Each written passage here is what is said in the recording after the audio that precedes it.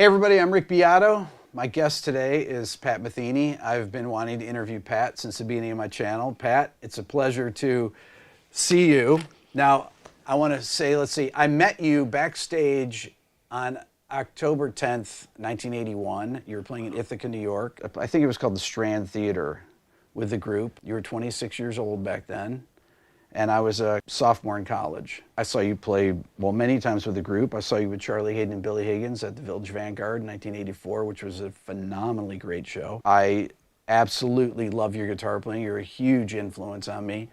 And I have many questions to ask you. Okay, I'm very happy to be here with you, Rick. I mean, your thing is really special, very unique. You're doing an incredible service to musicians, to your listeners and followers.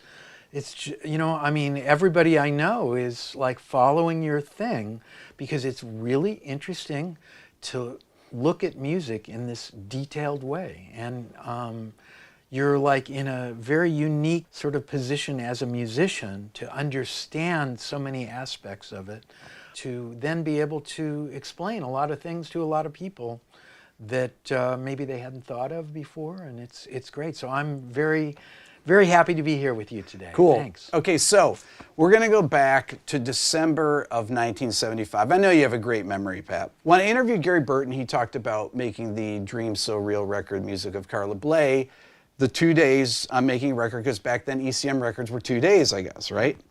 And then Jocko came over, and Bright Side's Life was going to happen the next 2 days, he said. Correct. So Jocko arrives that day, and you're getting ready to do this, and you're making this record. It's your first solo record. Tell me about that. What was it like? What was the studio like? Give me the vibe. Well, you know, it's great that we're starting with Gary because so many things for me are kind of really informed by the significance that Gary had on my life. First as a fan, you know, the Gary Burton Quartet of the late 60s.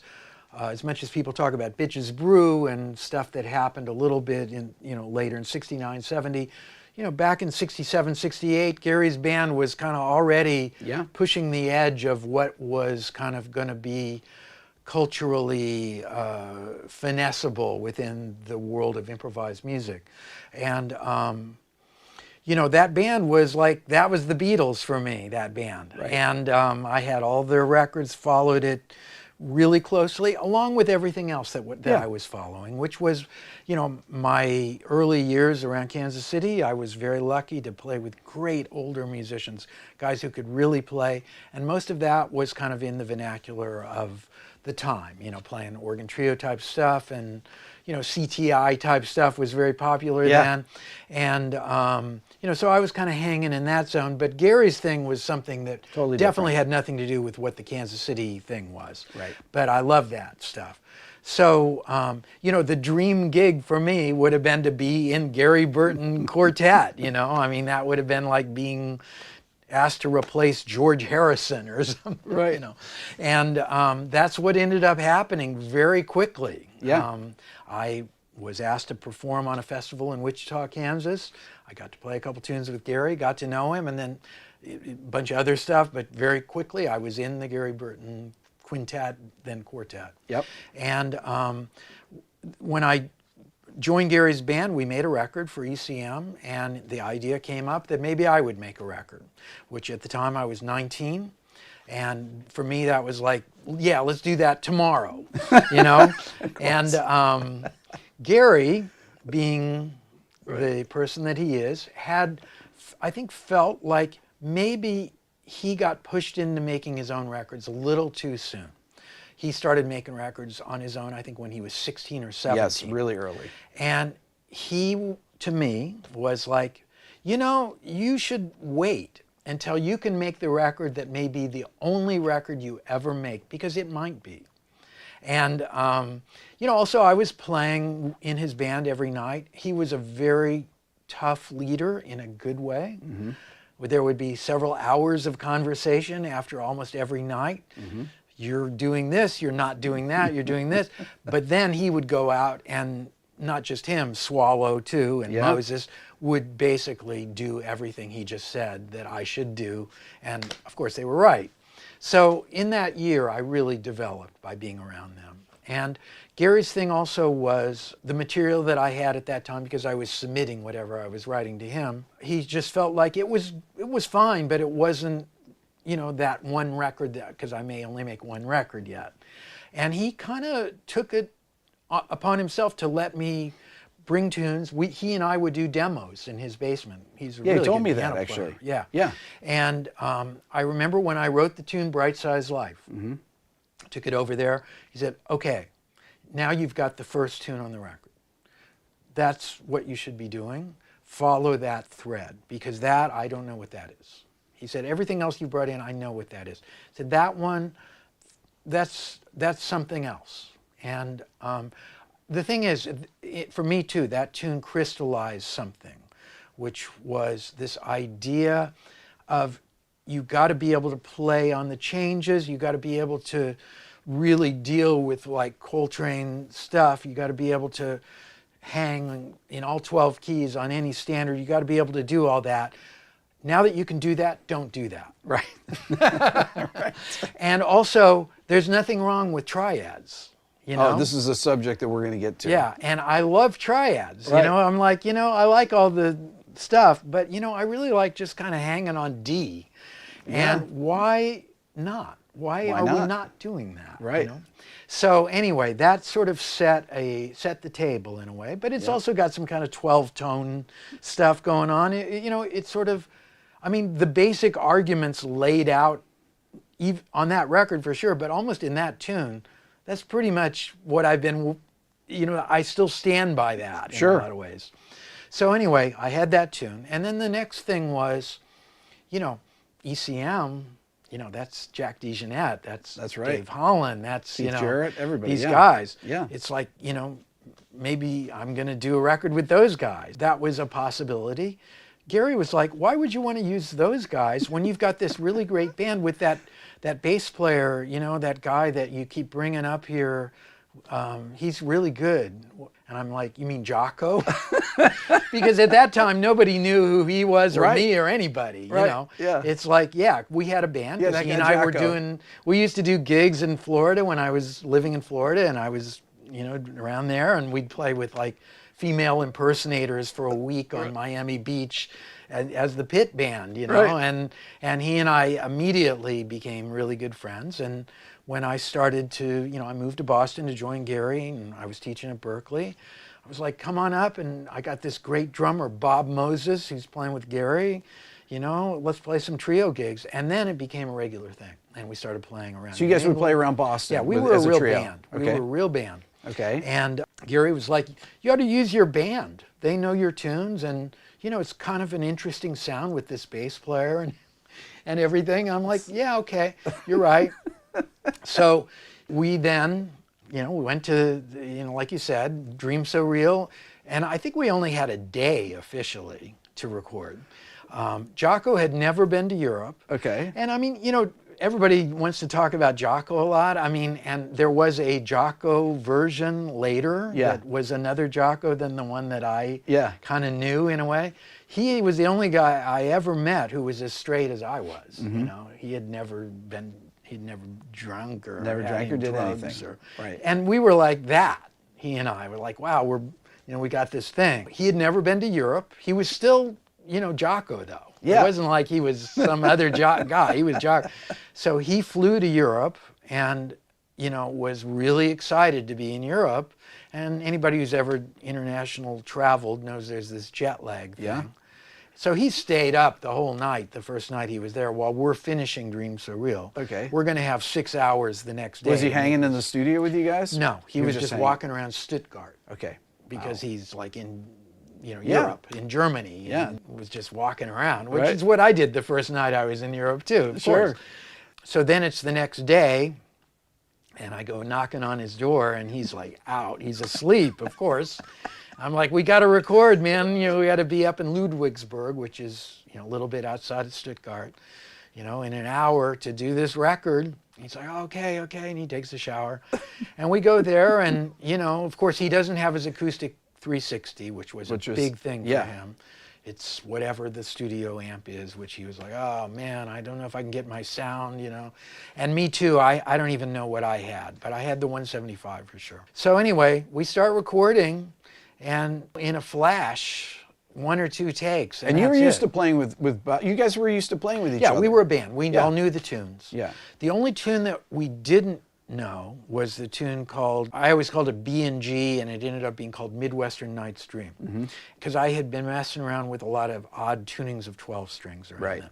And I had this thing, and I thought, this will be cool. And then also the other thing for me, honestly, was like, wow, we're in a studio. Maybe I can do an overdub.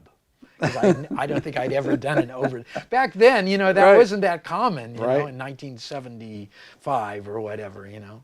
I mean, you didn't have home studios or anything. Yeah. You'd have to go rent a studio to do that.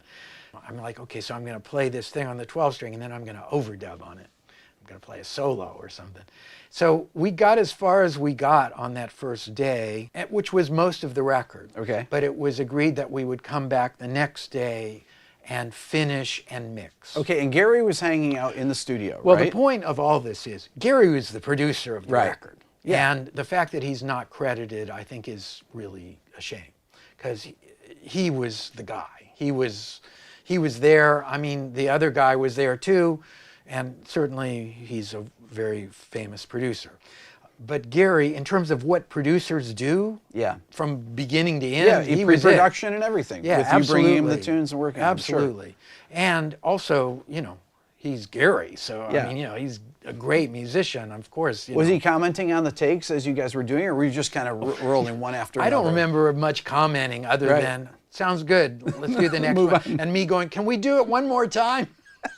No, sounds good. And I mean, I don't think there were more than 2 takes of anything. Wow. So that led to the last thing we did, which was this Midwestern Night's Dream thing, which I tried to overdub a solo, and it really, even I knew it didn't work. And then I was like, you know, I want to write a melody then. So I went back and wrote this melody for Jocko to play, which Yep. is what happens on the end of the tune. Yeah. Which, you know, I still vividly remember writing it in the hotel room in Stuttgart, and then Jocko coming up and playing it, and you know, that's what that was. So we did that overdub, and also, as far as I was concerned, it was a disaster. We had played lots of gigs, and we didn't sound anything like what I was hearing coming back through the speakers at all. Right. And you know, that happens to musicians a lot. Of course. In general. Yeah. You know, I was pretty green then. You know, I had done a couple records with Gary and a few little things here and there, but I didn't really know what was going on. All I knew is what I heard was not at all what I thought we sounded like. And besides that, I thought I just sucked. And, you know, and I knew I particularly sucked because on Bright Size Life, there was a big clam. I just messed it up. And I was like, can we do an edit? Because I had read about edits somewhere. No. And they were like, no. I'm like, but this part, it's like, or can I punch in or something like that? And if you listen closely, you will hear that there's something funny. I can't remember exactly where it is, but I think I punched in and I had the tone control in a different place or something. There's something very weird in the middle of Bright Size Life in the guitar department. Next thing I knew, it was over. And we're going, you know, like, that was it. Okay, let's talk a little bit about the language of your early music. This language was really unique to just a small group of people, and especially you. Where does this come from? Let's go first to just the music part of it, Yeah. just what that is. I mean, when people say triads over bass notes, really mostly we're talking about inversions. Or if you're talking like A over B flat or something, that's in, you know, things like that. It's just another way of calling a seventh chord Right. Something else. Yeah. And also, I think very effectively giving a clue to the person that's going to play it, how you might want it voiced, and maybe more to the point you're bringing up of how you want it to function. Yeah. Because if you say B flat sus, that's a little different than A flat over B flat. Right. It's the same thing, but it means something a little different. Yeah. But I have to really always go to the tune Falling Grace Yep. by Steve Swallow. Steve Swallow, yeah. Which to me somehow opened the door to something. Yeah. And I'm not quite sure I could place what that is exactly.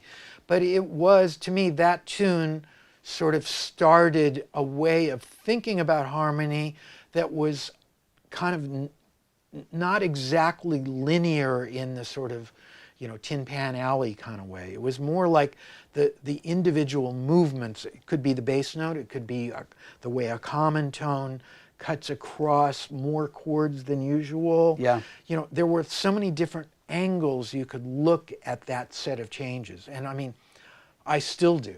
I Right. still can, sometimes I'll just play Falling Grace in all 12 keys for 5 or 6 hours. It's just infinities kind of represented there. Not to mention this particular compositional device that he got to in that tune, where the tune wraps around on itself. Right. So to me, that tune was a breakthrough tune for many people. Yes. I mean, it just sets a slightly different tone, and I was certainly responding to that.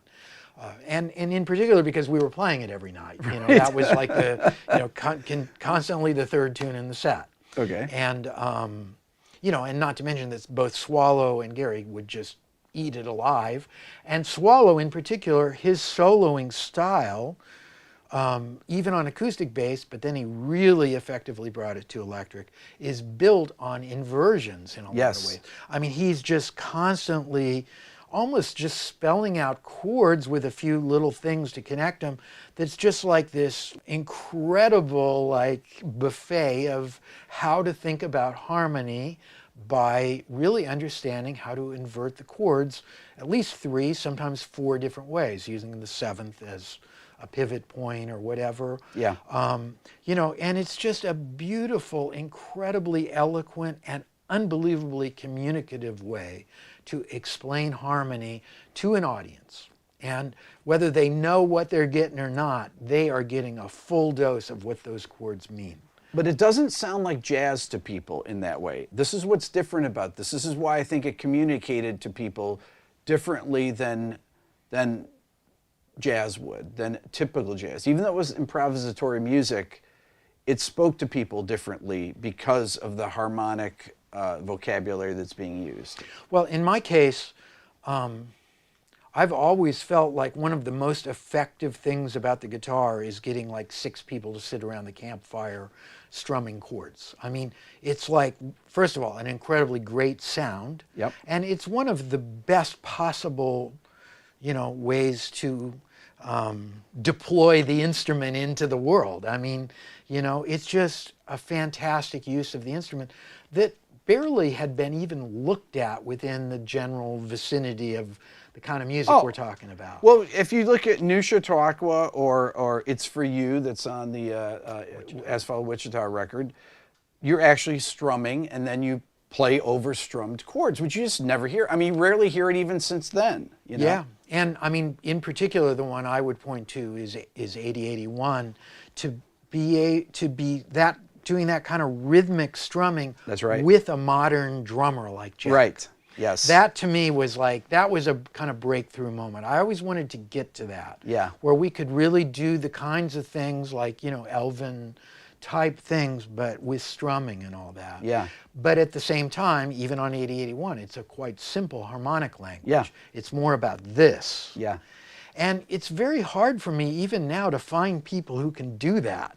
Right. Even people who you would think could do that, Right. like I'm talking about rock or pop guys. Sometimes it's like, Right. Just can you strum get the that guitar. wrist going? Like it should be rocking, Yeah. But then I see some people who can really do it, and I'm like, yeah, like that. And in this vicinity, I mean, there's a little bit of Gabor Szabo that kind of almost goes there. But, the main rhythm guitar function within our language has been more about kind of fitting in with the bass player, and the drummer in a of course, Freddie Green is the model. Yep. But there's a tradition of that. Yeah. Jim was amazing at that. Yep. Could really do that. So to me, that was really fertile ground. And then also the thing that you're referencing about having this staying kind of the same, creating kind of a horizon, but having the stuff going on under it changing, and then maybe little bits of the horizon changing. That was just an image thing for me from Missouri. Right. Could be bluegrass, could be country, could be whatever that was, but to me that always had a resonance that was very personal to me. And yeah, Bright Size Life is that. On Missouri Uncompromised, you played just that little triad thing, da, da, da, da, da, da, da, right at the end of the Which is, you didn't hear too many triads prior No. to that. And not to mention that the entire blowing form, which is a blues, Yeah. is about major triads. Yes. And yeah, that was, that seemed like worthy ways of creating some kind of exposition on what Gary had sort of, like said, okay, you're on the right track with Bright Size Life. Those seemed like good responses to that validation. Do you think that the Jocko also, on songs like that, it was unlike anything that he played on other records? It really was. I felt like, well, he hadn't as an played on accompanist. he hadn't played on any of the other records. Yeah, at but that even point. after that, the way that he's playing behind you was unlike the accompaniment that he would play on other records. That I thought it was really unique to that record. There's a certain style that he played in. Well, I mean, the thing about me and Jocko was that I think I may have been the only person that ever said, that's great, but... And he wasn't used to that. Right. Even before anybody knew who he was, Right. He was like, but I'm Jocko. I'm like, yeah, that's great. But, what I'm kind of thinking is whatever. Yeah. And the whatever in my case was don't play so many notes. Yeah. And also these chords are kind of unusual, this function of Yeah. having a B flat over an A. Yeah. It's like if you can show me that a little bit, like, give me something Yeah. to work with there, because it's just us. It was so interesting, though, what he would play on that. Absolutely. It was so, I mean, he was, believe me, man, this guy, the musicianship that this guy, even at that point, contained was staggering. Yeah. On the other hand, he didn't get much pushback from anybody. Yeah. He did with me. And I had a very specific thing in mind. Yeah. And Moses would tell you the same thing. We fight, he and I. Uh-huh. I was equally stubborn about stuff. And I think actually that was a very strong part of our friendship, which was quite deep. It changed at a different, as our lives went wildly in Sure. different directions. But to the very end, I was somebody he would call when stuff would get serious, because he knew I would not bullshit him. And also that my point of view was not too influenced by, the stuff. It was more about the thing. And so I would say that the way he played on that record, a lot of it was because I was like, and he was like, it was a lot of negotiating going on, like microsecond by microsecond too. Yeah. In a really good way. And then we had this pro with us, Bob. Moses. Yeah. Who's like probably the most underrated musician I Yes. know. I mean, he's like hardcore New York drummer. Yeah. And he was great for both of us. And he was older than both of us. He was like 8 or 9 years older than me, 6 or 7 years older than Jocko. And, he would get in there too, Yeah, he's got a strong And he personality. was probably more on Jocko's side of a lot of stuff than mine, Right. honestly. Uh-huh. But he knew what I was talking about too. Okay, so you sell 900 records of Bright Size Life, I right? think it was 800. then Watercolors is the next year, okay? And then That we sold had 700. And then you had Lyle, and you had Eberhard Weber, and you had on record, and Danny too, who continued for quite a number of years actually after that. Yeah. And I always say the drummer's the leader. The drummer's the leader of every band. It doesn't matter whose name is on the marquee. It's all about the drummer.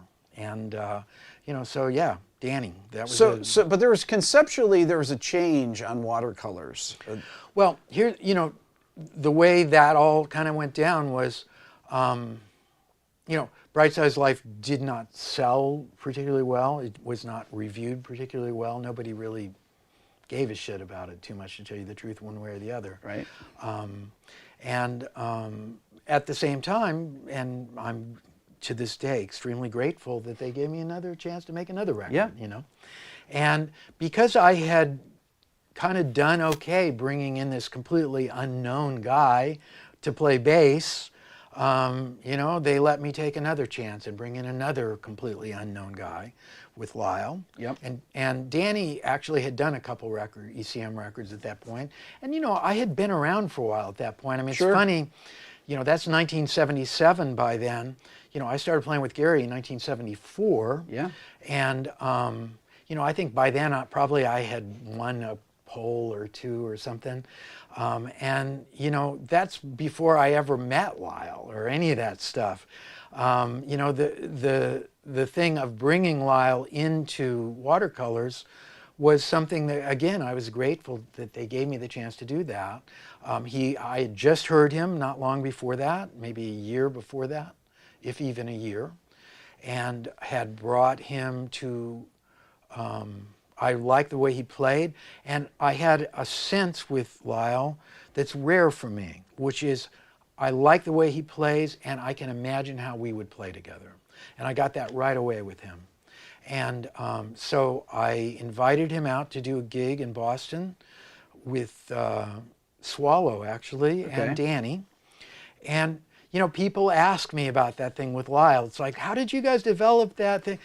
I mean, literally, the Right from the first beginning. note of the first song, that's what we sounded like. Right. And the other thing that was great is that Lyle's a good guitar player. And Yeah. I write everything on piano. So we kind of understood that. You know, we weren't really thinking about guitar and piano. We were thinking about music. And, you know, the whole issue of orchestration was a thing, and still is a thing for me, of like whatever the setting. You can relate it to Mahler. You can relate it to whatever. You know, it's the same thing. Sure. The materials are different, but the issue of texture and gravity and weight and size and scale, those are all the same. Right. And, you know, that was something that was clearly on the same wavelength. So there was that. And then, you know, I had worked a lot with Eberhard. Yeah. Because, you know, he was on the first record I was on with Gary. Yep. Ring, it was called. Yeah. And he and I became kind of buddies. He was, you know, quite a bit older. I think he was even older than Gary, actually. But he was a young spirit. And he and I and his wife, he had never been to the States, so we would hang out a lot when we'd go on tour. And, you know, I had played with Jocko. There's kind of an obvious connection somehow between Jocko and Yeah, yeah. Eberhard, the kind of, Yeah. you know, whatever that is. And so that seemed like a viable approach. And, you know, I didn't have the benefit in Watercolors of Gary hovering quite so much. I probably should have. He would have helped that record a little bit. When you were playing tunes, I mean, how well do you even remember these things, Pat? Now I you've remember written them like they're yesterday. like they're yesterday. Okay, I figured that. Okay, so some of the different tunings and things. There's a tune Ice Fire that's on there. That's a 12-string, I believe. Are you improvising things like that, or is that a worked out piece? Well, so How much improvising was on that record? a lot. Yeah. Yeah, I mean, you know, to me, the fundamental, I mean, for whatever my guitar player thing is, which, you know, we'll certainly talk about, my main thing is music. Mm-hmm. And sort of right under that comes band leader, who's going to write 90% of the notes. Right. So then within that band leader thing, my job is to try to create environments for things to happen and then invite people who are the best people I can get to help me realize those things. Yeah. And at the same time, I'm kind of, I mean, it's a funny thing because I had a guy, German jazz critics are great. They say they'll come right out and say the most direct thing. And I had a guy say to me, you know, not that long ago, maybe 10 years ago, are you the last old guy or are you the first new guy? And the thing is, I bet you know what he means too, right? Yeah, of course. I mean, for me, Both. well, I don't know. I mean, it's hard to be objective about your own thing. But what I will say is that for me, there was no option other than trying to invent stuff. Yeah. And because I was around people who were doing it. Gary Right. invented an entirely new way to play an instrument that had been around for 30, 40 years at that point. Jocko takes the frets off, and there were fretless basses before, but, Right, but kind of he invented it, he you did. know? Yeah. And that's what everybody did. Freddie Hubbard found a way to play the trumpet. That was what it was. That was what you were supposed to do, is come up with some new shit. Yeah. And, so for me, it's like, wow, okay, I'm starting to be able to play, okay, I better come up with some new shit though, because otherwise, that's what everybody's supposed to do. Right. That changed around 1980 or so. I don't know what happened, where suddenly it was like, wow. Okay, wait, hold on, Pat. You're jumping ahead now. Okay, I am. You're jumping ahead. I am. I want you I to go am. back to this. I asked you about Ice Fire, for example. Okay, I'm getting there. Okay. Believe me, I'm All getting right. there. It seems like I'm not, but it's like one of the solos. You're right. I'm like, but I'm going to land in Ice Fire. Yeah, I know you I are. was almost there, actually. Okay. So, I got to come up with some shit. Yeah. I got to add to this language in some ways. And yes, I can come up with triads over bass notes. I just did that on Bright Size Life. What else can I do? Yeah. So I'm playing a lot of 12-string with Gary. Yep. And I had experimented with tunings. And it's like, okay, this gets to a place, but, and this is really direct to your question, you're kind of stuck in it. It's like you come up with a tuning, you really can't hang beyond what that tuning suggests unless you spend 10 years on that tuning the same way you did That's on right. You have to conventional develop a tuning, whole new because it's a vocabulary. whole new thing. That's right. So let me think of that as orchestration then. Yeah. I'm going to think of that. It's not even an instrument. It's like an auto harp, which is another instrument that I ended up using a lot. It's like, this is a sound, and I'm going to think of it as a sound. And I'm going to put that guitar on a stand, which actually nobody had done at that point. Either that was kind of a big thing with the group early on. Yeah. Is that I went out and bought these, things and sawed them together and got a welder to do Put this. your so I could- Nashville tuned guitar Exactly. in there and have your guitar behind you. Exactly. Right. And then also right at that same time was, with the guitar, it's this guy and there's got his amp and it's kind of coming from here, but the drums come from everywhere and the saxophone's from everywhere. I need to spread the sound out. And I just happened to meet a guy from a new company, Lexicon. Yep. We've just come up with a device you might be interested in. It's called a digital delay. Would you like to come see it? So I go out to Waltham. Right, And that's I'm right. like, they show me the thing. Yeah. And I'm like, could I put this between two amps? And the guy goes, well, we've never tried that. Sure. So we hook it up. And then I say, could we put it between 3 amps with another one? He's like, yeah, we could do that. But we keep this one straight. Right. And that's that sound. But at first, I only did it on Phase Dance, the Nashville guitar on Right. the stand. So I had this pedal where I would go to the stand, I would hit this pedal, it would get spread out all over the place. And I mean, the first time I did it, like the janitors working in the place, everybody would just Like, stop. what is that? Because it was just like, nobody had ever heard anything Yeah. like that before. I mean, now it's like, you can't not hear it. For better or for worse, but it was just. But this was very unique, though. Even to this day, it sounds unique. Kind of my point, though, Yeah. is to me this was what was required. Yeah. It's like you got to come up with some stuff. Yeah. So to Ice Fire, Yes. where we're going with all this, you got to come up with some stuff. So it's like I've been playing this 12-string. I'm thinking of it in an kind of orchestral kind of way. Yep. But could I come up with a system where I could improvise with it? Yeah. So what I did is I split it off. I put they're all E strings. Okay. That was the thing. It's all Okay. E strings except for the 12th string was a G string. Okay. All the rest are this very close clustery things, except for the top string, so that I could You can improvise on that. the That's where top the string. improvising comes in. No So wonder. that was like a 10-minute answer to something Yes. I could have just said. Yeah, I tuned the bottom. I'm going to edit all that out so we can get to the. No, just kidding. Okay, so that's why there is improvising in it, Yes. but yet there's a part that is the tune, and then you are playing fill lines and things like Yes. that all through it, Yes. improvising. And to me, it's like, with the exception of the recent album, Road to the Sun, Yep.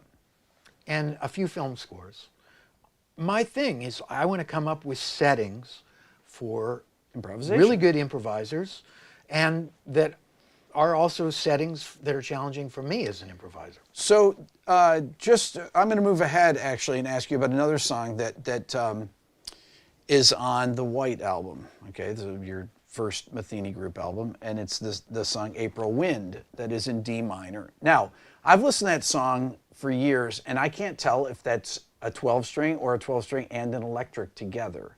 Is that two things? I can't tell if it's two actual different parts played together. I know that mostly what it is the Nashville Strung Guild Okay. guitar. Yeah. Which sort of simulates what a 12-string does, but with a lot more precision. Right. Like you can actually really understand from a piano what's going Yes. on. You're not stuck with these octaves. Yeah. That is the fundamental thing about that song. That would have been still at the point where going into the studio meant for me, like, maybe I can do an overdub. And there certainly are, those on that, especially on that record. I think I doubled some things. But very few at that point still. Well, we still had to do it in 2 days. Right. So, yeah. Always, right? That's Yeah. Gary told me, up until a certain point, it was ECM records were done in 2 days, Yeah. period. They all were for me. Yeah. Except for, the ones that I managed to do on my own with a lot of objections, which was First Circle. By the way, we're in the power station right now where Pat has recorded many albums. This room is where we recorded Song X, and I'll tell you about that, if you Okay. can imagine that. I cannot imagine that. But, and many others, in this room. So, yeah, there are overdubs, a few on that record, and I think that might be one of them. Once again, as far as the language of that, of a tune like that, so it's a D minor tune, and then there's one spot where you play this beautiful voicing and you have a B natural, you have the open B in there. And it's where you're changing from this minor, D minor, and then having that raised sixth sound in there, that it grabs your ear. And to me, you could hear modal playing, think of McCoy and people like that. But I didn't hear guitar players doing things at that time that grabbed my ear that were, wow, what is that? Wow, that's beautiful. That kind of modal interchange between D minor and D minor and D Dorian sound. This was the thing that was so different about your playing harmonically, without even talking about your linear thing, which to me is unlike anyone, and there's never been anyone that could imitate you. Your sense of melody, and I want to talk about this. What makes a great melody as an improviser? Why are you I think you're one of the greatest single note improvisers or improvisers in general, period, ever. Wow, thank you. And that's a real compliment. well, man. no, Appreciate that. Your sense of structure, of how you structure your melodic ideas and how you develop your motifs is unlike anyone else. Can you talk to me about your concept? Well, melody of the 3 branches of musical government is the one that you can't go to college for 4 years on. You can definitely go to college for 4 years on harmony. Yeah. And you can definitely go to college for 4 years on rhythm.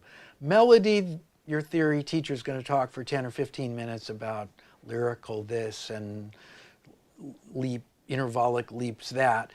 That does not begin to sort of explain why this works as a melody in a really great way, and this other very melodious type idea does not.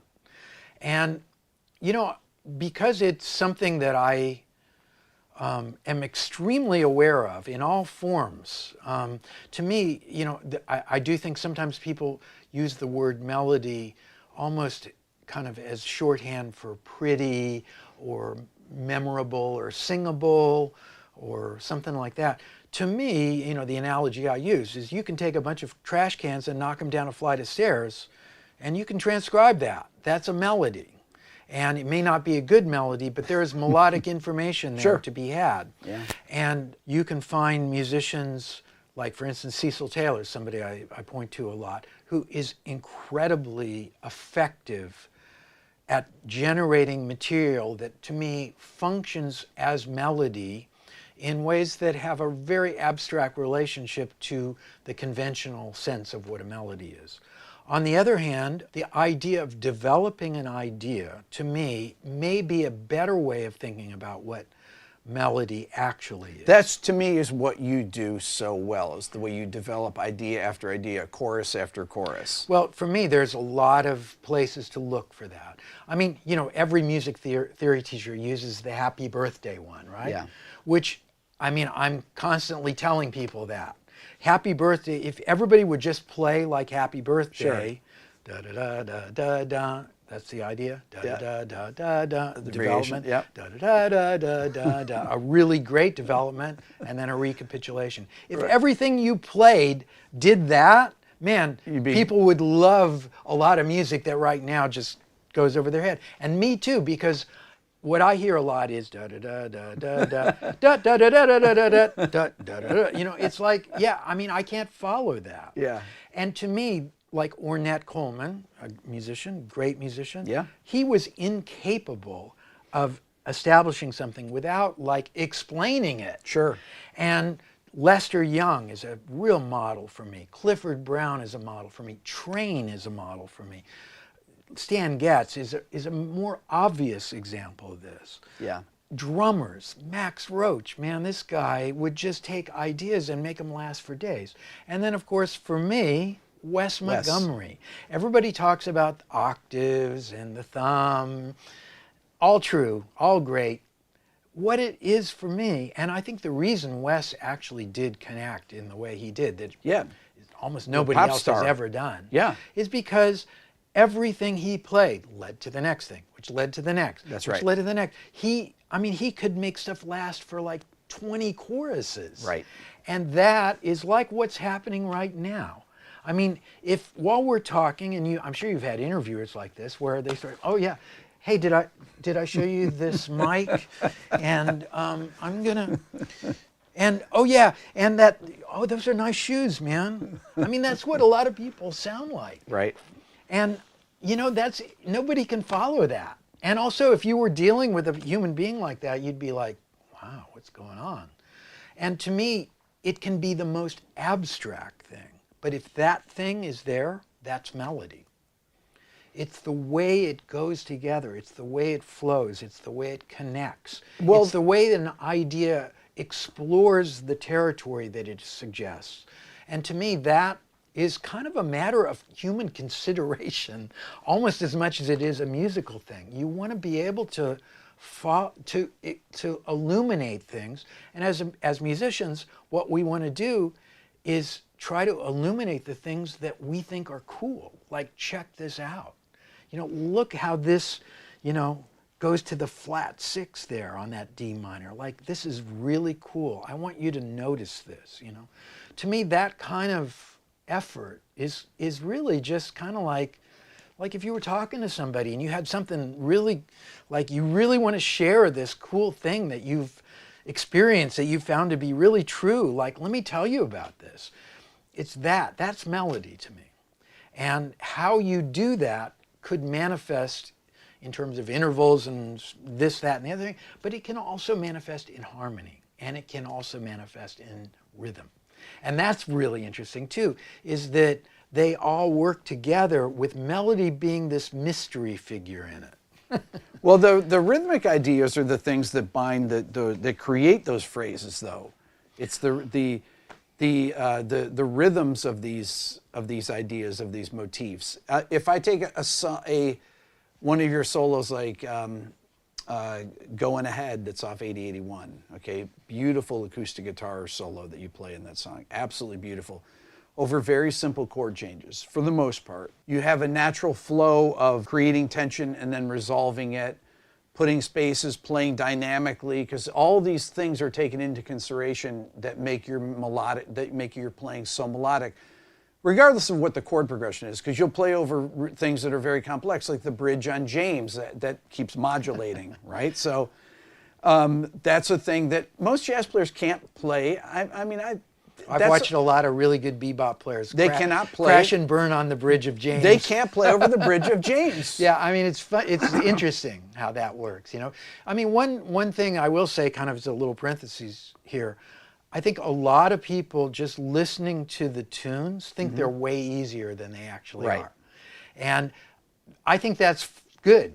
You know, I mean, I've had that feeling myself. Like I've watched Pat Martino, I go, that doesn't seem that hard. No, You but know, or Paco, like, you know, when you're, like I think I could probably do that. So when you're playing over the bridge of James, though, it sounds easy because you're able to weave through that chord progression so effortlessly.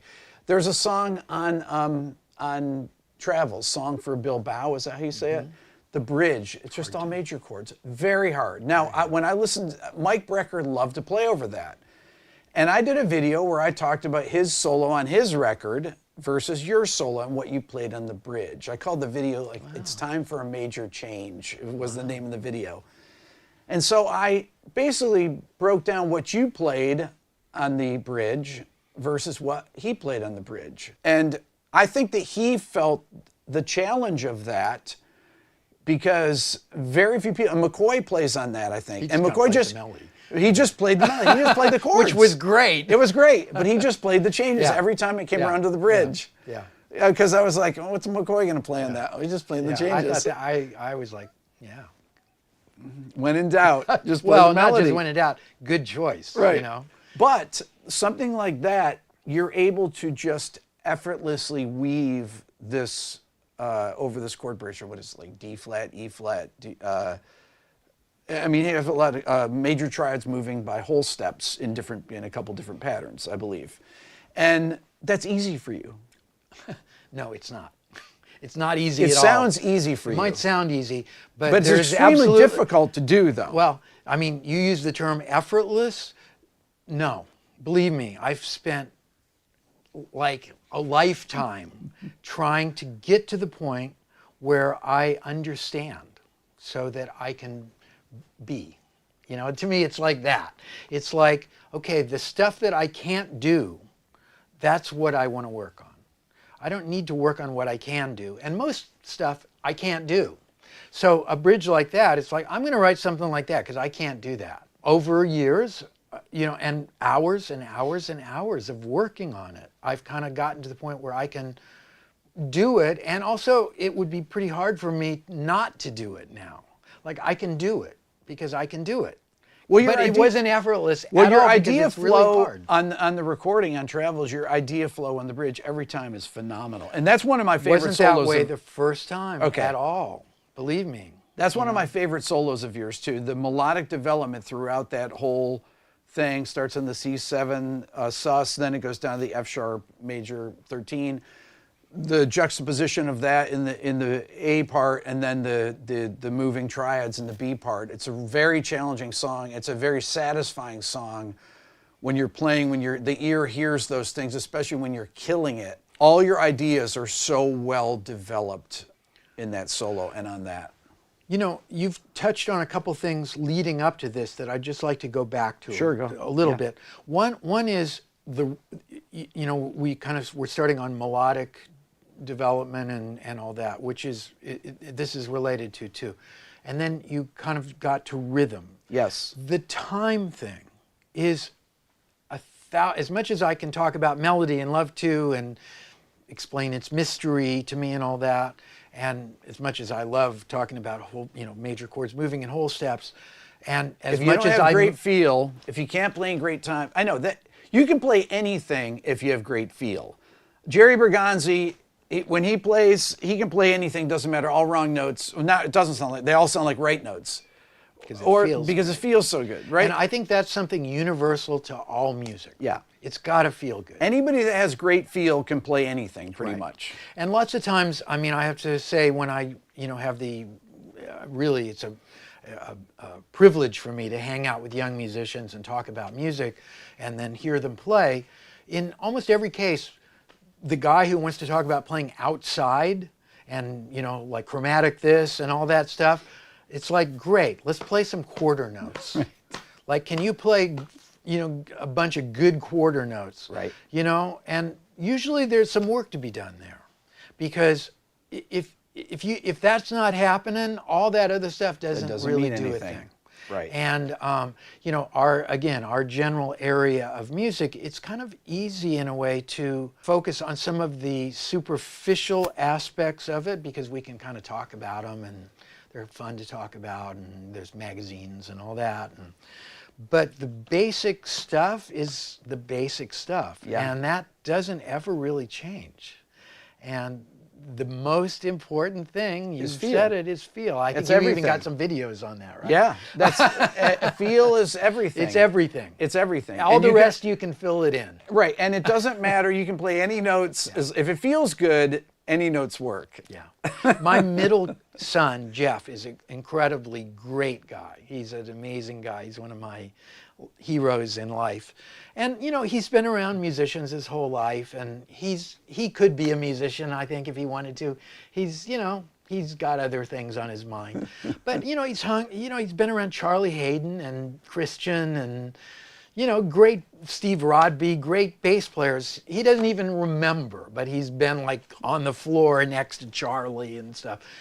So he got interested in bass in high school, got an acoustic bass. He has like the feel. And I'm like, if you practiced like 5 minutes a day, I could almost hire you. Don't even But he doesn't, it's like, you know, but he's just kind of playing like, I don't really know what notes, you know, he kind of does. He actually is now trying to fill it in. But it's like that thing that he can do, it's like, I can work with that. Right. But I've run across guys who can play all this stuff, but it's like, you know, that feel thing isn't there, and the feel is the thing. Well, that's the thing. Going to Charlie, when Charlie's playing, not only does Charlie had incredible feel, but Charlie could make anyone. Nothing was ever really free with Charlie playing, because he would always play the right things under whatever Ornette was playing, whatever you were playing. It didn't matter. There was no free with Charlie. Charlie's ear was so good, and his feel was so good. Nothing like that. Nothing like it. Nothing like that. Who else could ever play basically the root and conjure up infinity? Right. Charlie. Right. He like owned infinity. Yeah. You know, and I mean, you know, he was my best friend. Yeah. And, you know, I still don't know what that is. He would just play.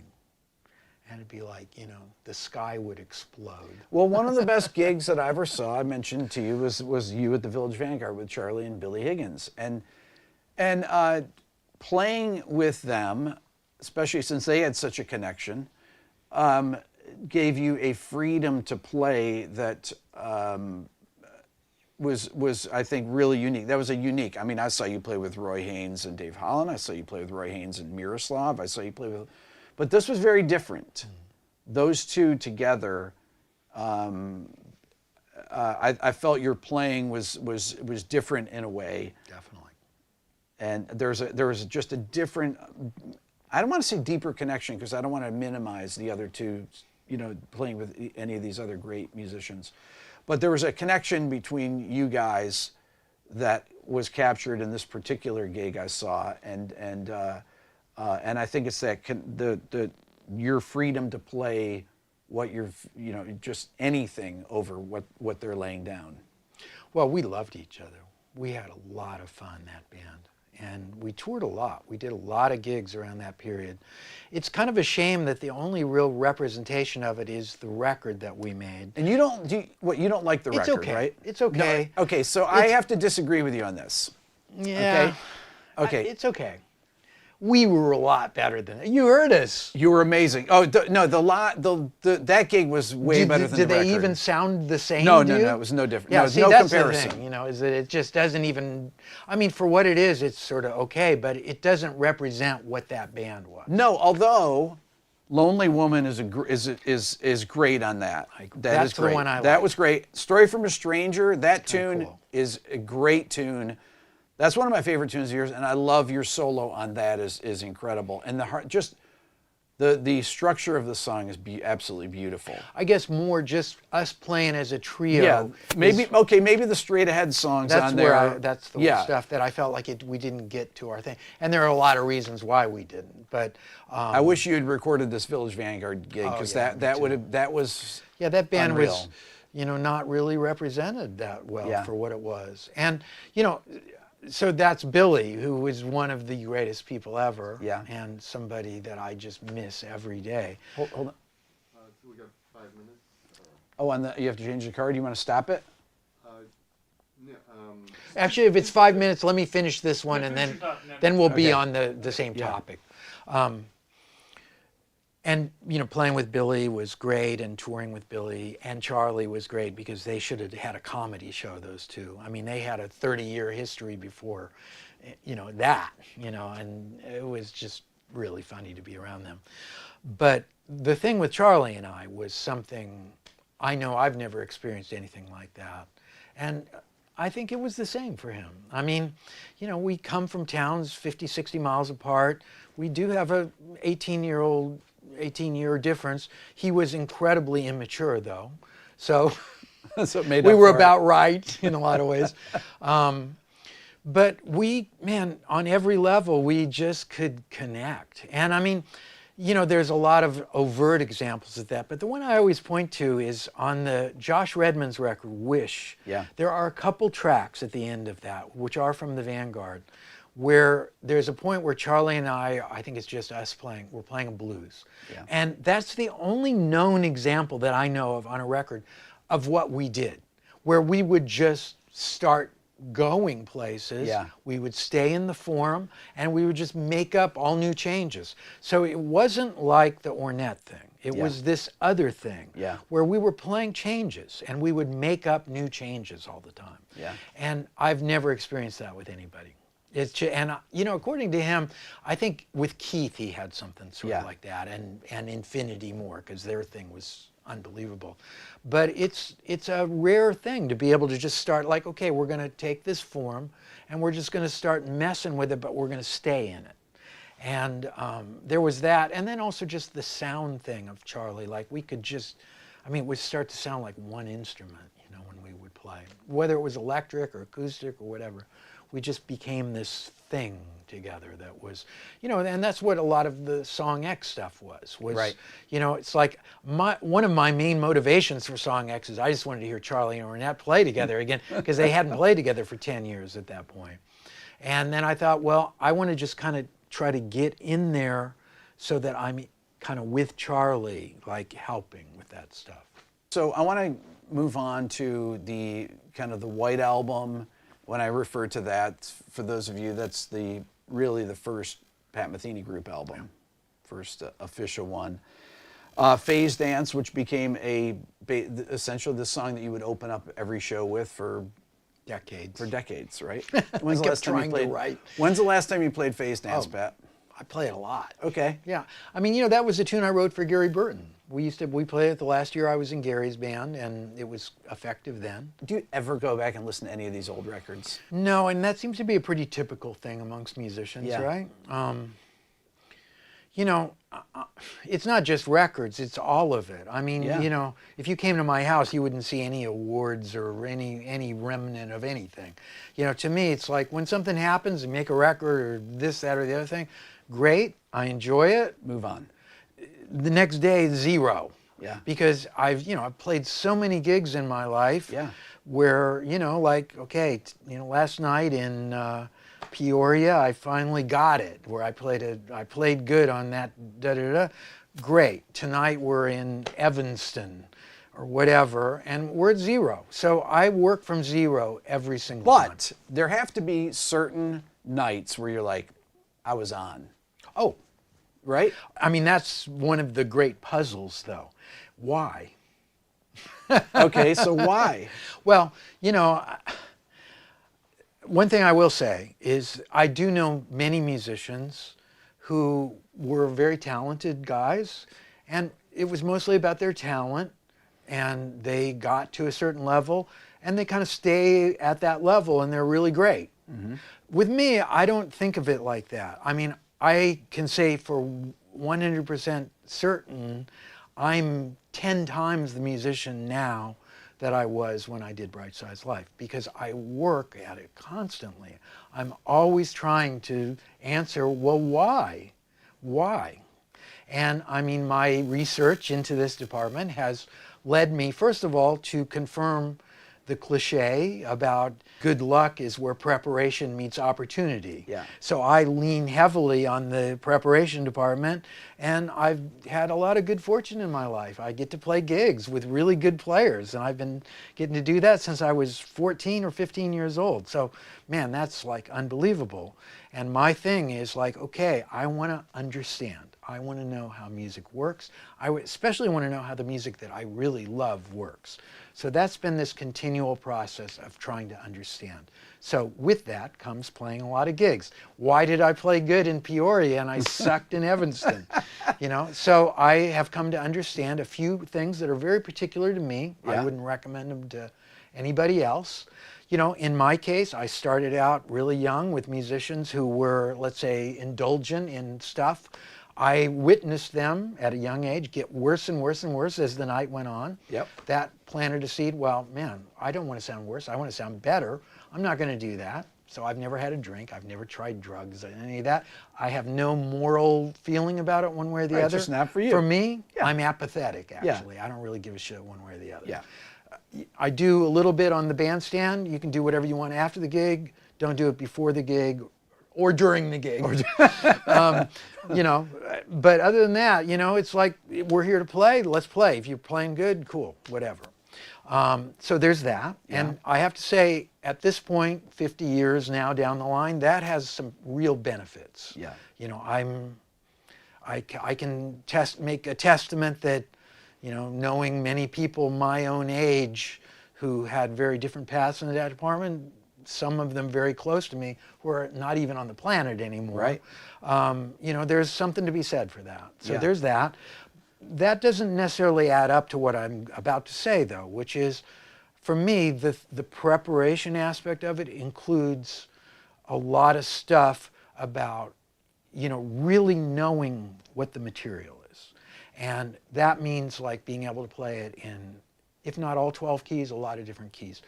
Being able to look at it from a lot of different angles, being able to play it on the piano and, in my case, on the guitar or even, you know, whatever. Not play it all and just hear it. Yeah. All of that's a big part of it. And definitely some nights you have a larger capacity to do that than other nights. So I found in my case, I do better if I'm hungry, so I never eat. I don't eat anything from the time I get up in the morning until after the gig, which has some downsides too. But I play better if I'm hungry. Sure. You know, I keep notes Yeah. every night. I've Yeah. been keeping notes since the Charlie Billy Trio. Yeah. I write about 10 pages of notes every night about every tune. Some people would say that's obsessive, Pat. Okay, and I would add to that, the line between what I'm talking about here, Yeah. in terms of musical output, efficiency, improvement, Yep. and the line that goes down to mental illness Yeah. is a very thin Very line. thin line. And I acknowledge that. And everybody that knows me knows that that line is there. Right. Steve Rodby, who is probably my #1 teacher. Yeah. I've learned more from him than anybody else Yep. about more things. He described me one time, which I think is a good way to put it, that I am compulsively productive. And yes, with maybe a little emphasis on the compulsion side of it. But on the other hand, in my compulsion is I think, reverence to balance. Mm-hmm. You know, I mean, to me, there's very little in music or in life that I've found does not require a really kind of astute awareness of how things are feeling this way. Mm-hmm. And I mean, you know, we talked a little bit about fixing things in the studio and that option. For me, a lot of times fixing is messing it up. Mm-hmm. You know, I'm like very aware of like that too. It's like, no, you don't want it to be that. You don't want that. You want it to be real. And for me, whatever real is of course absolutely subjective. Right. And that includes, all of the things that, kind of get me to do the things that I do. But again, I would go where I started. I know I can deal with music in a way that is much deeper now than I could at the beginning. And I have to attribute that to this kind of attention. And to me that's a big part of things too, is just really paying attention to stuff. And of course, as musicians, our framework for that is listening. And to me, that is the number one quality that must be there for all musicians, regardless of if it's a four-piece rock band or a string quartet or whatever. It's the way people live in each other's sounds and the way they are able to take it in and like negotiate with that allows music to really do the thing that I think we're all hoping to do, which is to kind of transcend this all, to offer a window into that other stuff, that we all have kind of this thing in the side of our vision somewhere that music offers us. What do you attribute the success of the beginning successes in the late 70s and through those records, through the White Album, and then, obviously there's New Chautauqua in 80-81, but then the Asphalt's Wichita record, and then the success of Off Ramp and the different records after that, Travels. Obviously, yours and Lyle's connection in the way that the music was orchestrated. You had lights. You basically were a rock band, but you were playing improvised music that was highly orchestrated too. I mean, there was it was a massive sound. It was an overwhelming sound that connected with huge groups of people in big arenas or auditoriums, things like that, right? What do you think the secret of that was? Well, for me, the conceptual foundation of what I wanted to have in a band was something that was connected to a certain degree with the music technology of that moment. Mm-hmm. It was a transitional period where it was for the first time possible to deal with a lot of orchestrational type issues using synths that just were not possible before. Well, things like Are You Going With Me, for example, you're playing with that? Even before that. Yeah. Like when I left Gary's band, I had about, I think it was $5,000 that I had saved. Mm-hmm. And I took $3,000 to buy the van. Right. And I took $1,500 to buy what had just been released, the first Oberheim four-voice synth. Right. Which, we watched Joe Zawinul struggle with on stage, because you had to tune each oscillator by itself. But it was like with that, there could be pads, basically. Sure. Yeah, you could have like good sounding chords. Right. So with those things in hand, with the synth thing emerging, it just seemed like the right thing. That was the right cast of characters to do that. And,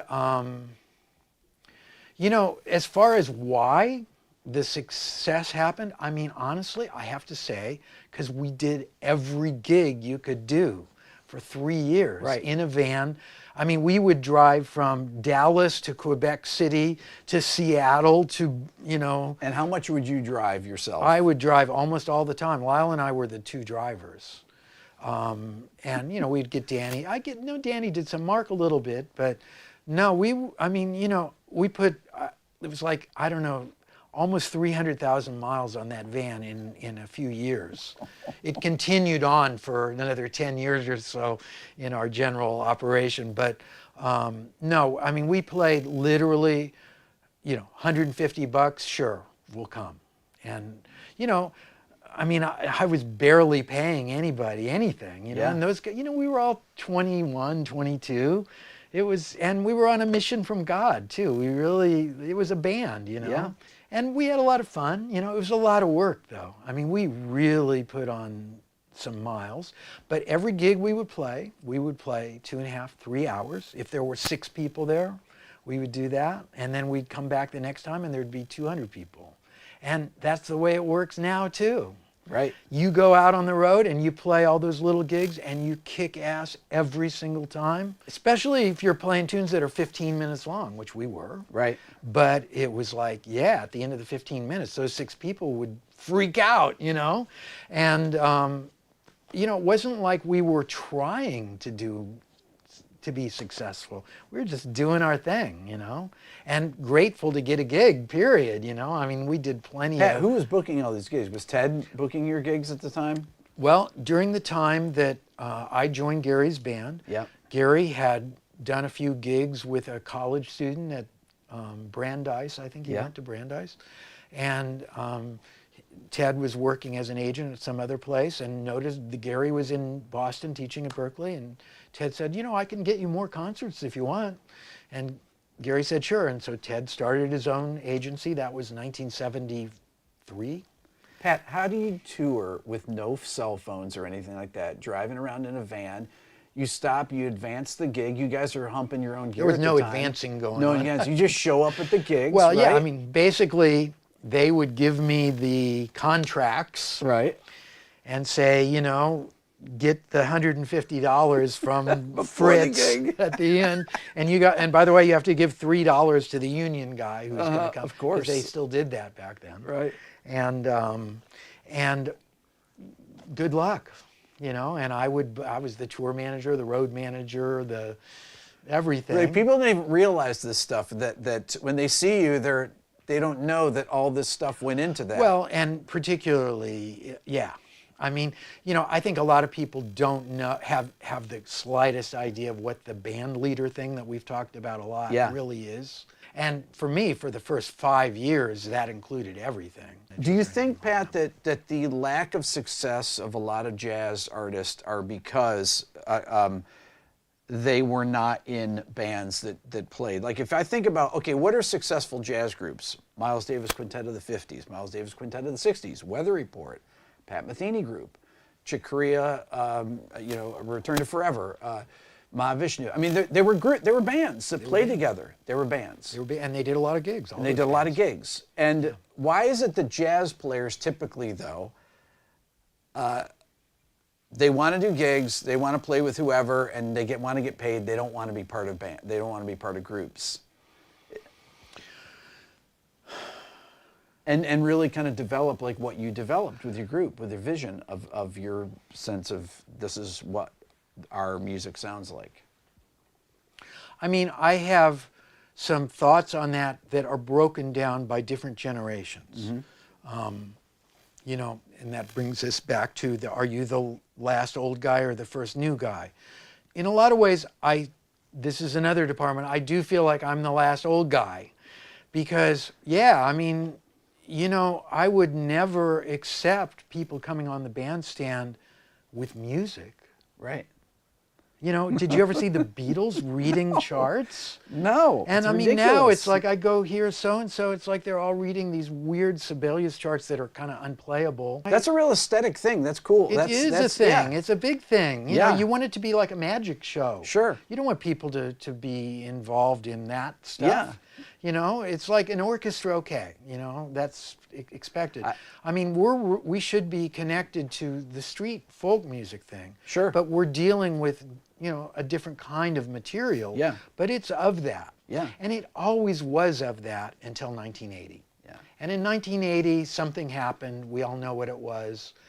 Instead of playing for your peers, suddenly everybody started playing for their parents. To me, that was a problem.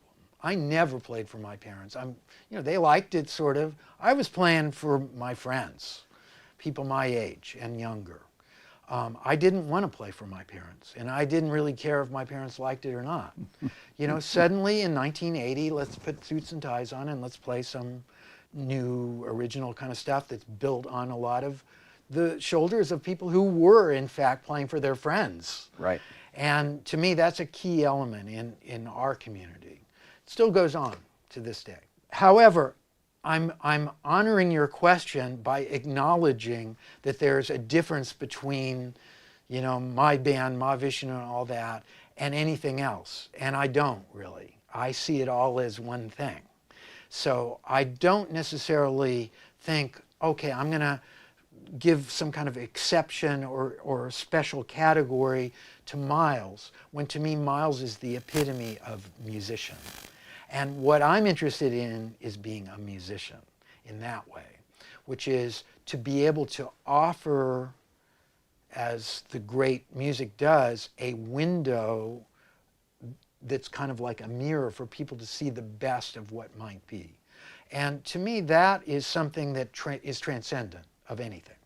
And yeah, I think our community of people gets to that more than anybody else, actually. It's Right. the most effective group of people at looking at music in this broad way, because it's kind of a mandate now in the post-Keith, post-Chick, post-Gary Burton world. There have been these guys who can play Ravel and can play Mozart and can play Shostakovich, who can then destroy whatever musical materials you might give them, and they can also play a ballad.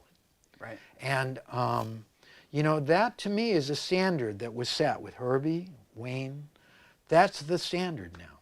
And you know, I've never looked at the guy next to me like, maybe I'm doing a little better than that guy. Compared to Bach, man, we all suck.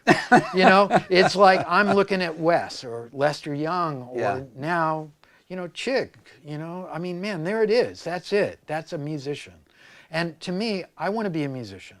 And kind of mandated within that realm is, again, understanding. You have to understand how this works. Besides everything else, really fun. It's really satisfying to like go to bed. It's like now, you know, I couldn't play this tune in that key before I went to bed, and then I just worked on it for a while, and now I can. You know, and what else does that open up? Because that always opens up 10 other things.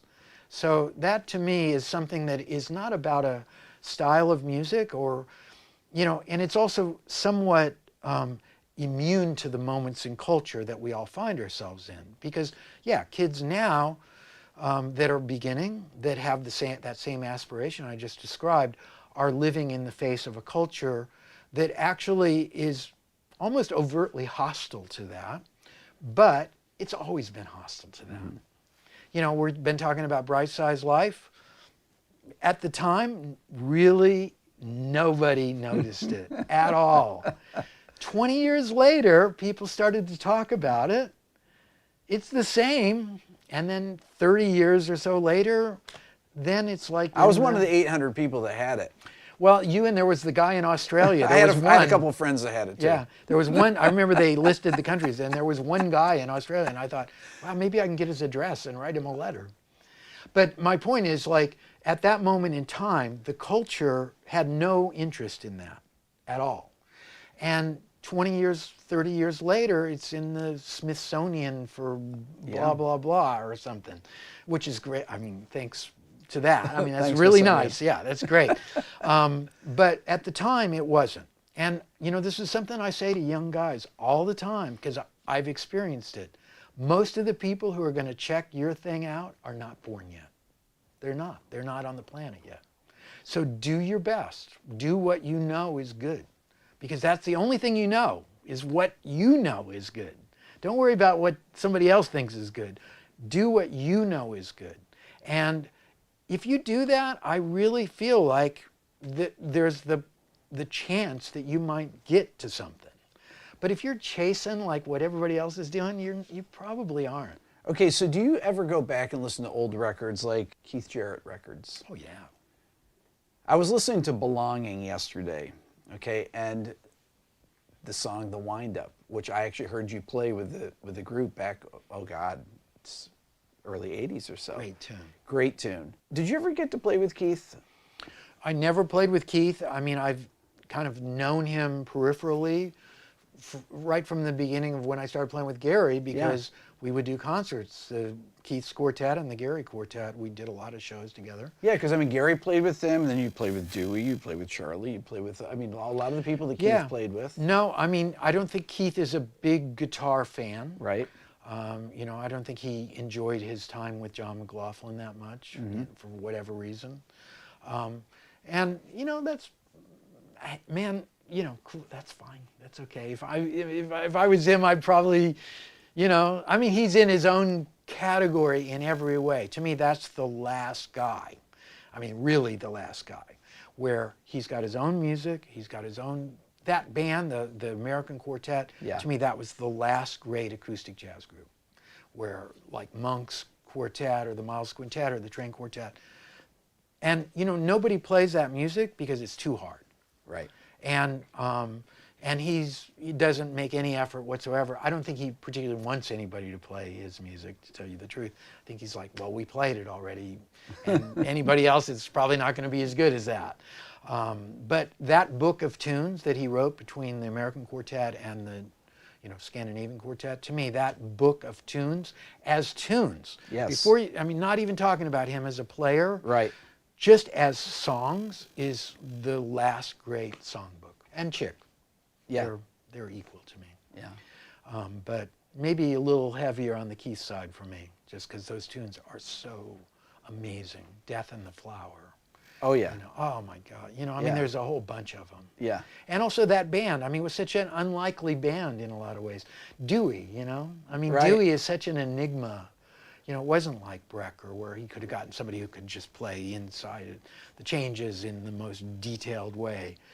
Dewey was this other kind of player, and that's a lesson too. It's like, don't cast a band in your image if you have another way to do it. Get people who are gonna, think different. That's a really good lesson right there.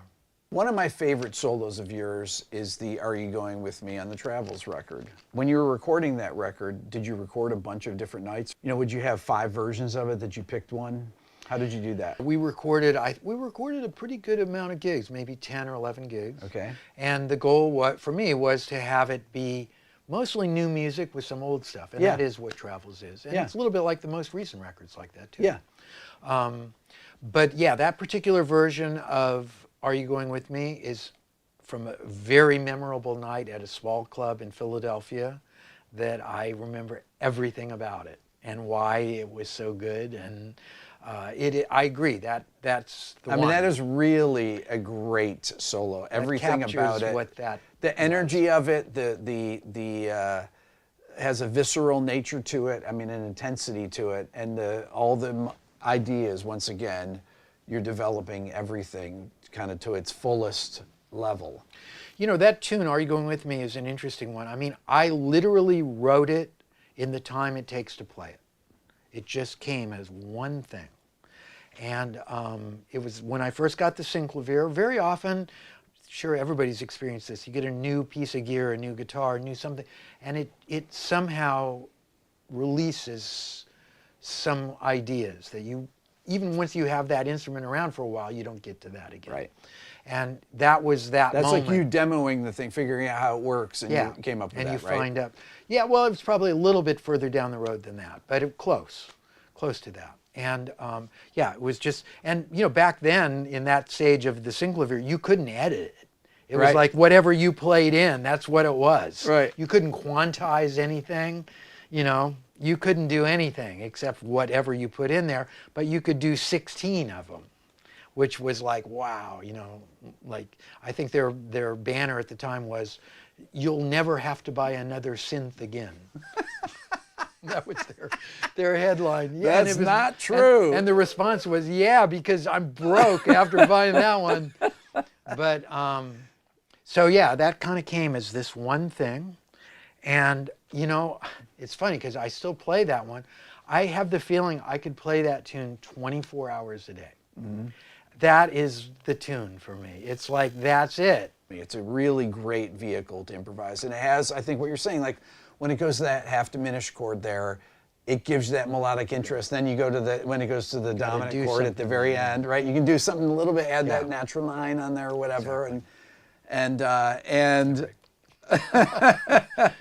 Right, right, and That's it right. grabs your ear there. You grab, Yeah. and so those are the kind of the signposts in the progression. Yeah, and I mean, again, I was really lucky to be around Gary, Yep. who would really be quite critical of a Carla Bley tune, who's an amazing composer. Sure. Right. And like would kind of break it down, like, kind of from the auspices of being an improviser who's going to have to go out and play that tune 40, 50 times. Yeah. Like, what is that? What makes a robust platform to do that?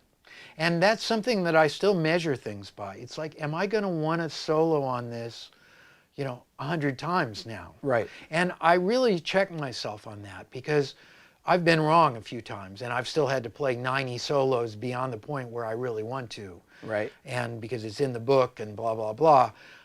So now I'm quite brutal about it. I mean, I know that to get to some of that, I'm going to write 10 things, and 3 of them are going to meet that. And where I'm going to want to play it every night. And not just want to, I'm going to be able to find something to play on that every night. And my real standard for that is Monk. Is to me those tunes, the main Monk tunes that we all know, and Round Midnight is especially a good example of this.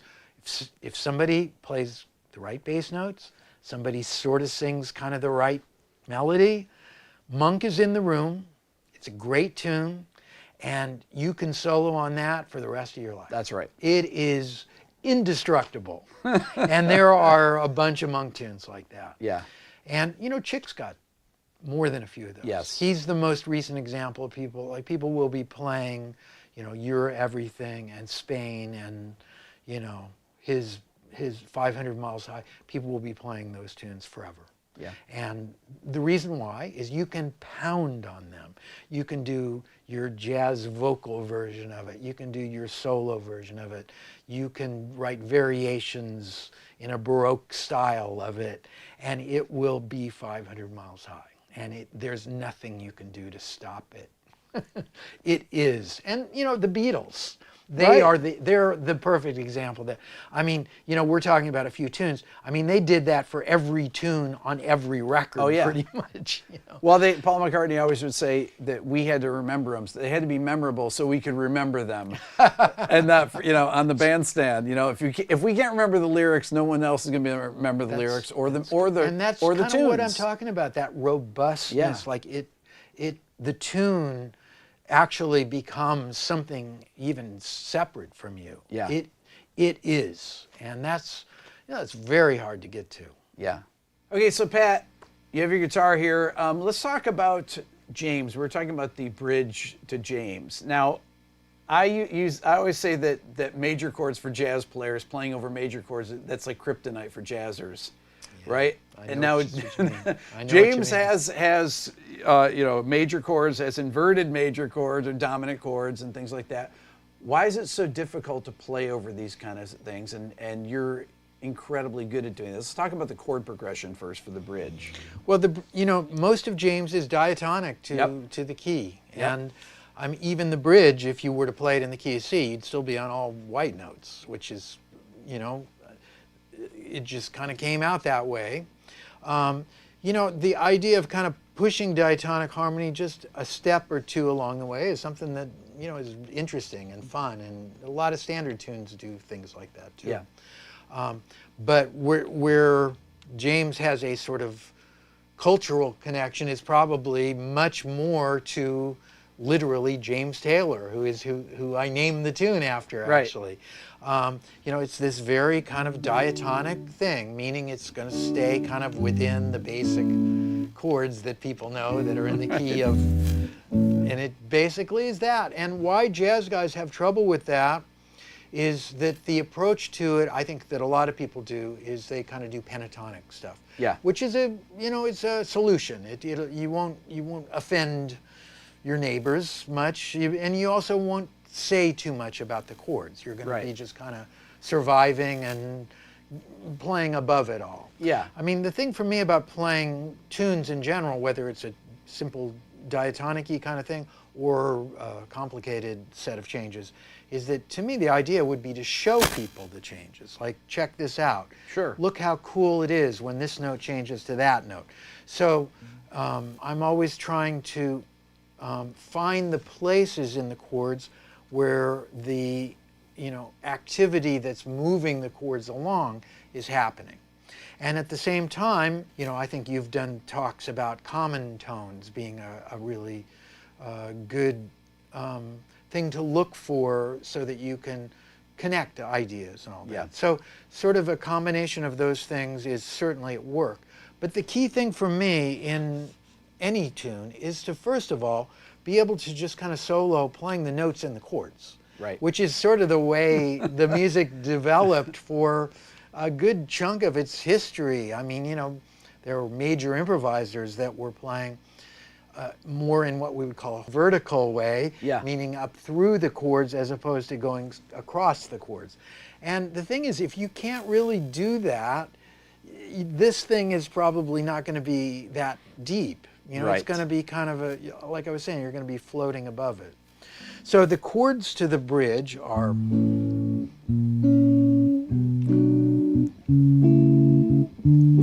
still, we've all kind of been in the key of D. Yep.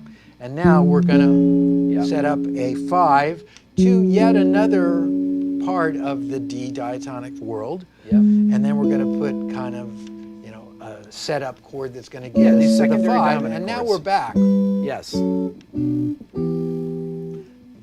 But describing those chords in while you're improvising, Okay. that's the trick. So, okay, so tell me before about how we you approach describe, that. yeah. So literally the chords are A, then F sharp 7, Yep. and I'm putting in the G, so it's got kind of a flat 9, which is very typical to go to a minor chord. Yep. Now we're to B minor, Yep. and then I'm going to go to A again, but this time in the first inversion Over C sharp. Yep. with the C sharp, and then we're back to the tonic, and now we're going to go to the D flat, but over F, which is Yep. going to lead us to that F sharp minor, and then to E over G sharp, Yep. and it's that first inversion, and then we're at the 5 chord, and that's kind of like an E minor inversion, Yep. and then we're back to the tonic again. That's like, you know, B minor, and then, I mean, all of those you can kind of do a lot of different ways of looking at it. I mean, honestly, when I play this tune now, I don't even know what I'm playing. It's like, it's just the shapes of the chords that are moving around. But technically, that's what it is. So the step 1 for me would be then to be able to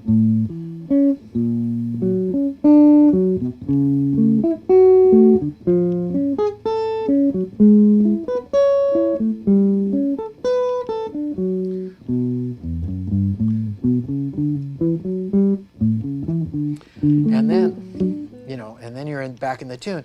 But being able to then, and I'm only playing the roots, the third, you know, the Yeah. fundamental notes, Yep. to then be able to go.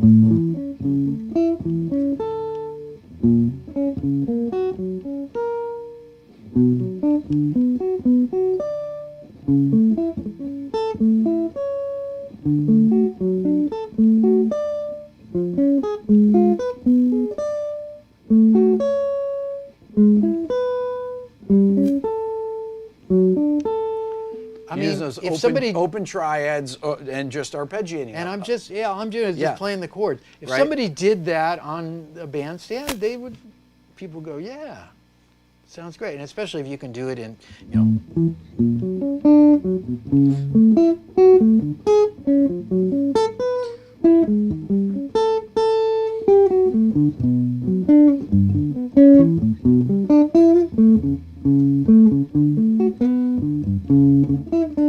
You know, it's really very simple, but it's very effective. So then if you kind of, you know, you still have that idea, but you're kind of like thinking of things that are going to outline it.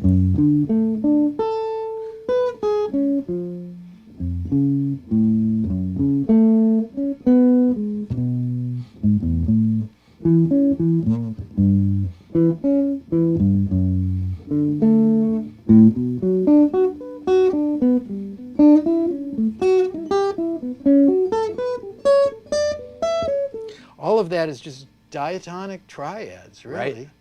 And, you know, it sounds good. And then you're like in the tune, you're showing the tune. You don't even need a bass player, you know, let alone a piano player. You're illuminating what those chords are.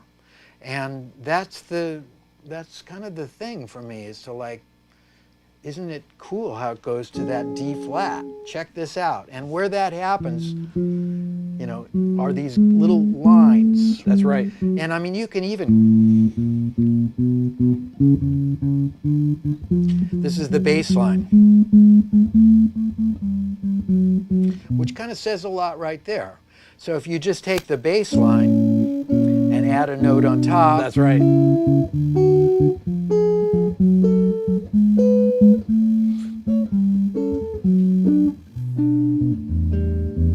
just two notes.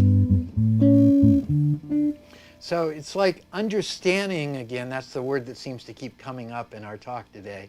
Understanding kind of opens the doors to things. So, in this case, being able to just, in a very simple way, explain what makes stuff happen seems to work. When you're practicing or warming up, I know you have a pretty elaborate warm up, or at least you do it before every gig, right? As you said, if you're going to play Happy Birthday, you're going to warm up. Yeah. What do you play? Well, I do a lot of stuff kind of a little bit in this general area of just trying to kind of almost automatically make up things that I don't really have to think about too much. Right. That are kind of related to, what we've been talking about. I just take an idea and let it follow its way through. And then I'll pick up, certain things and do it. I'm not really thinking, I'm just,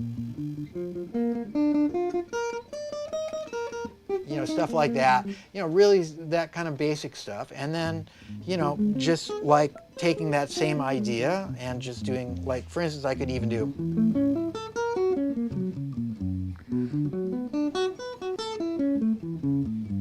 This would be a good warm-up thing. That's the bridge to James. Yeah.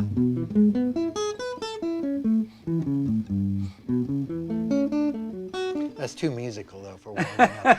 I really try to do stuff warming up where I'm not engaged in it. Yeah. It's just literally about this. Getting the hands in sync, getting that muscles warmed up. So that I can, so I can pretty much get to the point where the first note of music that I play is the first note of the first tune.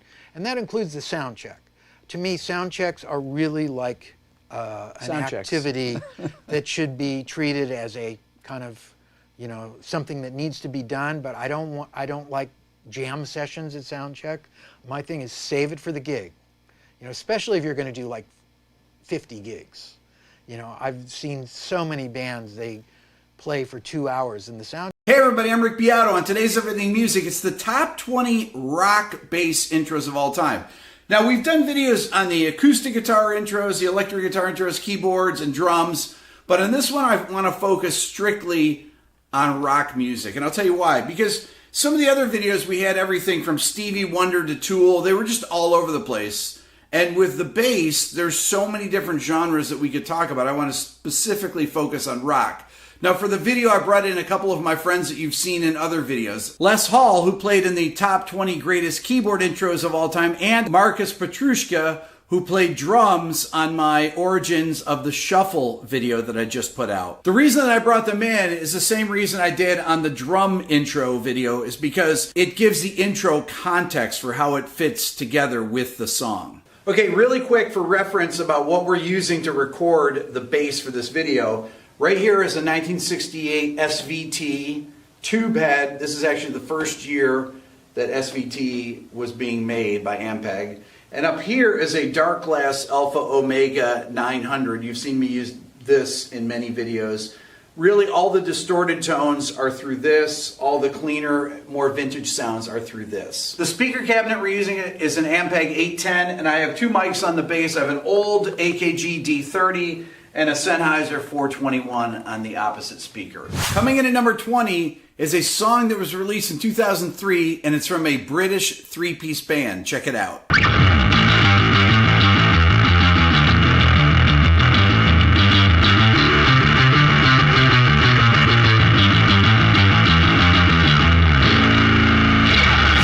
Song number 19 is off this band's debut record. In fact, it's the first song on the record, and it features a special guest. Here it is.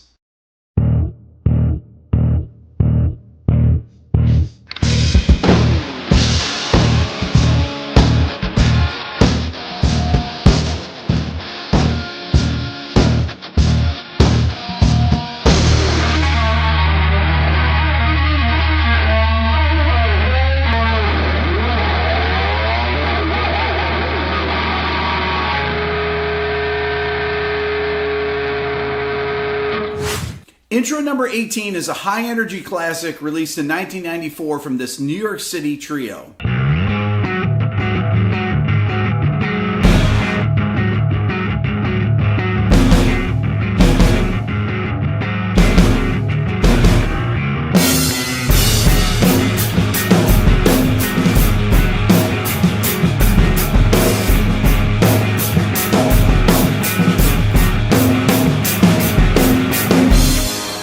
Coming in at number 17 is an intro from probably the biggest record of the 1990s. In fact, it created a new movement of music. This particular bass player, in my opinion, does not get nearly enough credit for how good of a bass player he is.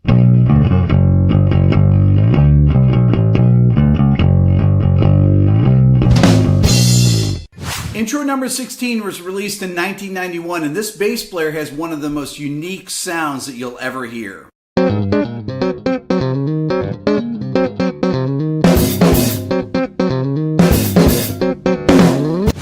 Coming in at number 15 is an intro from a band whose lead singer once said, "Calling our music Southern rock is like saying rock rock." Here it is.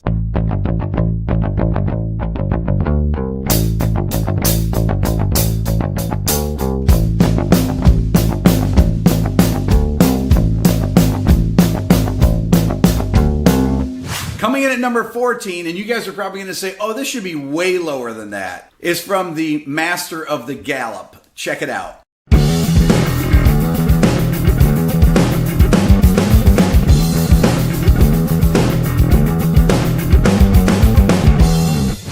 Song number 13 is one of my favorite songs, and the bass part is the exact opposite of what the title is.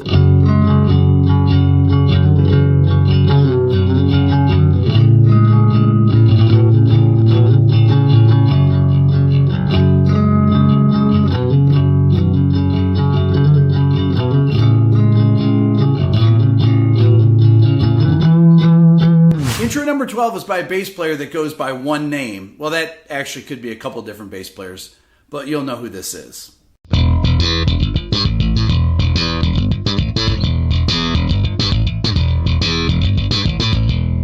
Coming in at number 11